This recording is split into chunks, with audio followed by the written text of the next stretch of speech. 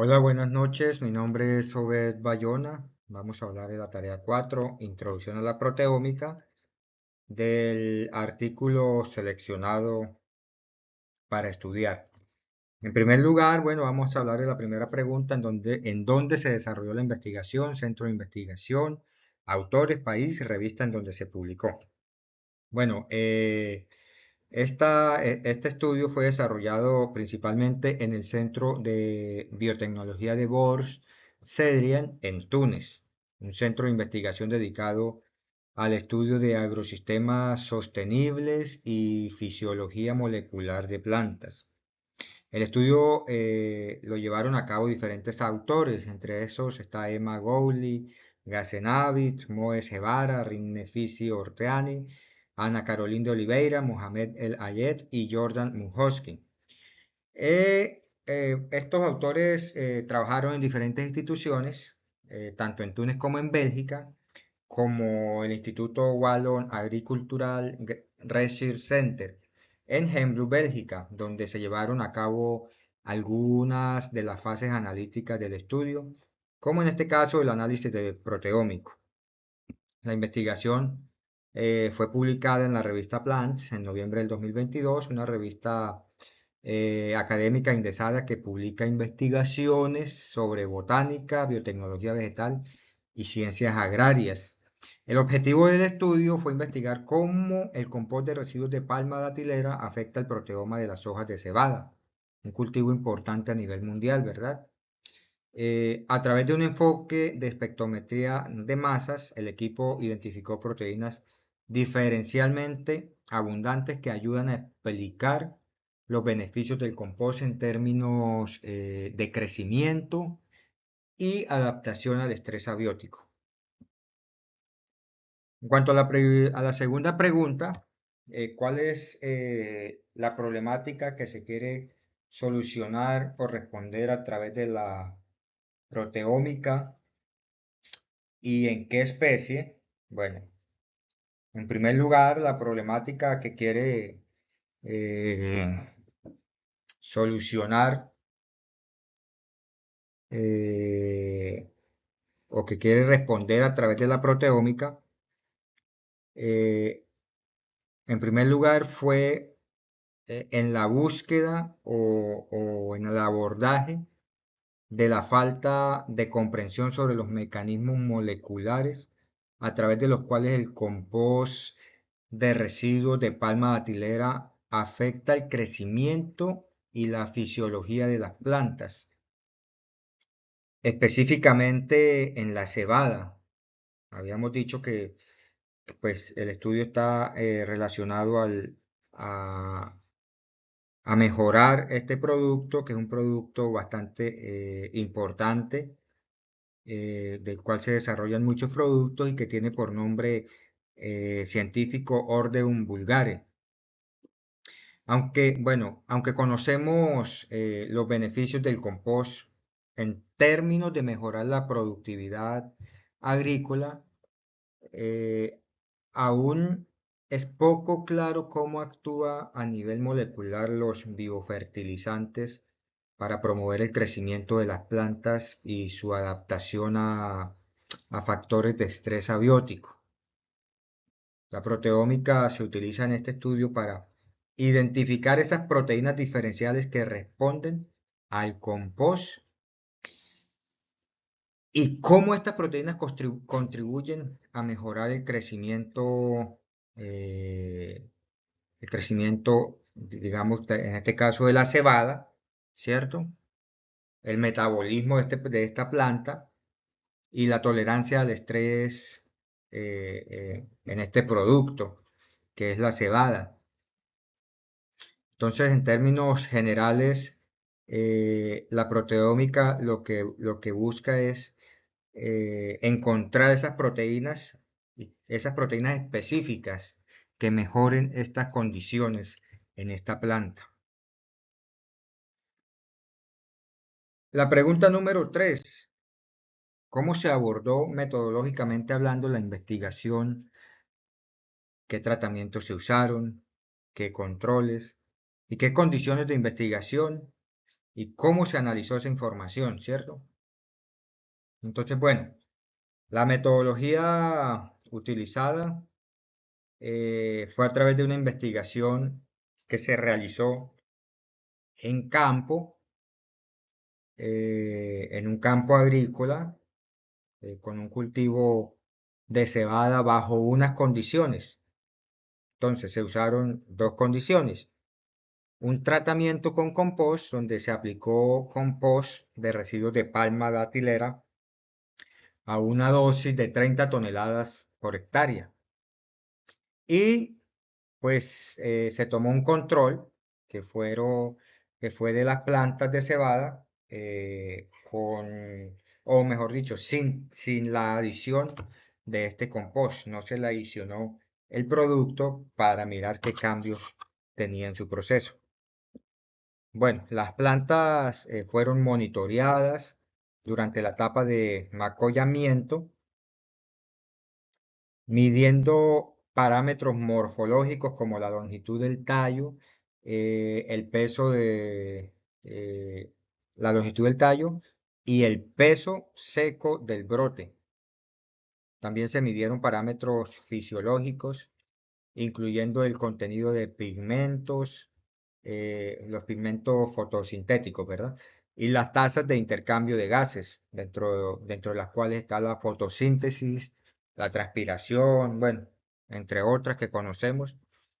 Eh, en el análisis proteómico se empleó un enfoque de espectrometría de masas para identificar y cuantificar proteínas diferenciales en las hojas de cebada tratadas, en estas hojas que fueron adicionadas con ese compost, y las hojas de cebada no tratadas. En total se identificaron 2.233 proteínas. De estas 2.333 proteínas, hubieron 62 proteínas que fueron diferencialmente abundantes, donde 26 de ellas incrementaron y 36 disminuyeron.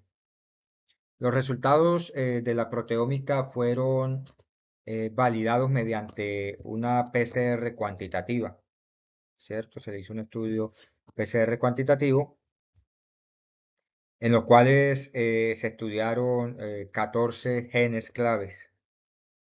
Las condiciones de investigación fueron a través de un sistema agrícola, a través de un de un sistema de agricultura, más bien orgánica, en Túnez, utilizando parcelas de campo al aire libre. Bueno, eh, vamos para la tercera pregunta, o cuarta, bueno. ¿Qué conclusiones se generaron propiamente de la investigación? ¿Cierto? Bueno, en primer lugar, hubo un incremento en la fotosíntesis y biomasa. El compost de residuo de palma datilera incrementó significativamente la fotosíntesis, esta medida a través del aumento en las concentraciones de clorofila y el intercambio gaseoso, lo cual se correlacionó con un aumento en la biomasa de la planta. Las plantas tratadas con compost mostraron un incremento del 29% en la longitud del tallo y un 63% en el peso seco del brote en comparación con las plantas no tratadas. Ahí vemos una significancia en el beneficio del compost de esta palma a la cebada digamos que con un porcentaje alto de longitud del tallo y también en el peso muy significativo, un aumento bastante significativo en el peso, 63%. Bueno, la modulación de proteínas relacionadas con el estrés y la defensa no solo mejoró, pues el compost no solo mejoró el crecimiento de las plantas, sino que también activó rutas moleculares relacionadas con la defensa contra el estrés abiótico. Las proteínas claves como la glutatión o la S-transferasa y la S-transferasa, perdón, y la proteína de choque térmico fueron significativamente incrementadas, lo que sugiere que el compost activa mecanismos de protección antioxidante y de respuestas al estrés en las hojas de cebada. ¿Cómo fue esta reorganización metabólica? El análisis proteómico mostró que la aplicación de compost afecta rutas metabólicas críticas, como el ciclo de los ácidos tricarboxílicos y el metabolismo de los aminoácidos, aumentando la disponibilidad de energía y nutrientes en la planta.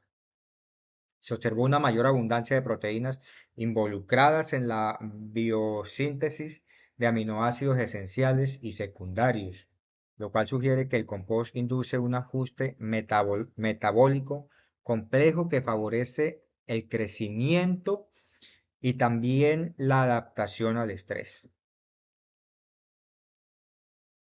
Si tuviera la posibilidad de aplicar el mismo abordaje en un problema nacional o de su región, ¿cómo lo haría? Bueno, si aplicaría este abordaje, en primer lugar, usaría algo como residuos agrícolas locales para compostaje y biofertilización en cultivos regionales.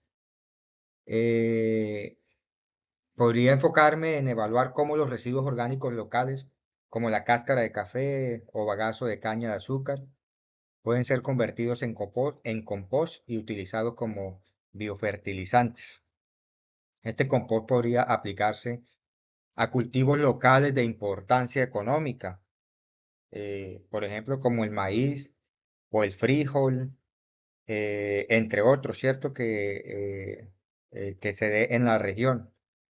En un contexto de, digamos que de agricultura sostenible, porque pues estaríamos produciendo los nutrientes para estos cultivos sin necesidad de productos agroquímicos. También implementaría experimentos de campo comparando parcelas tratadas con compost y parcelas sin tratar. Esto midiendo no solo la productividad del cultivo, sino también parámetros fisiológicos y moleculares, utilizando técnicas proteómicas para identificar proteínas claves que respondan al compost en condiciones de estrés ambiental, por ejemplo, la sequía o la salinidad. Esto proporcionaría datos sobre cómo los biofertilizantes derivados de residuos locales pueden mejorar la productividad y también pueden mejorar la resiliencia de cultivos claves. eh, ¿Cómo mejoraría la productividad y la resiliencia? Adaptando los resultados a las necesidades y a los desafíos agrícolas locales. Bueno, aquí está la bibliografía usada. Eh, Muchas gracias por su atención. Buenas noches.